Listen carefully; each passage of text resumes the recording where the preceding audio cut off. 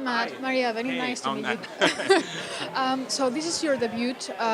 Why did you decide to make this movie and approach it as a satire?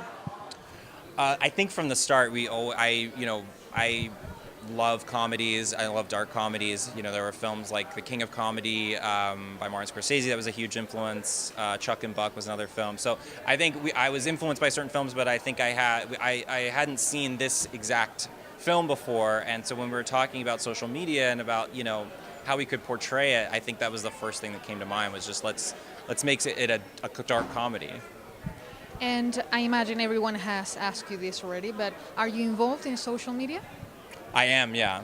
I think I have about 1,500 followers on Instagram, so it's not great, but it's not terrible. Okay, you have two amazing actresses starring in the movie. Yes. Did you have them in mind since the very beginning, or?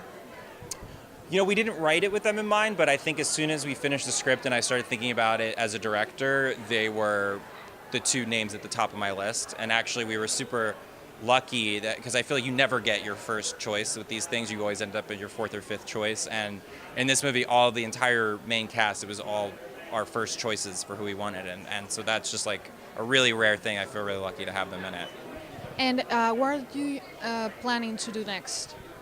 There's a couple books that I'm adapting, and hopefully one of those will be the next thing. But we'll see. Oh, fantastic! Thank you for Thank your you. time. Nice to meet you.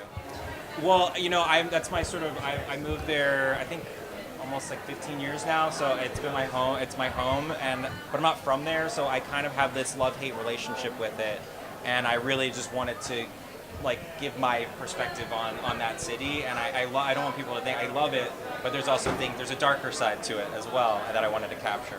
I think in the wrong hands it can be really damaging. I think we're just starting to figure out how damaging it can be, but it's here to stay. And so I think I didn't want to make a film that was saying that social media is completely evil, because I don't think it is. I think it's just about how we use it, and it's still so young that we have we can shape it and we can say this is how we want what we want to use it for and how we don't want to use it, and really just use it with our eyes open.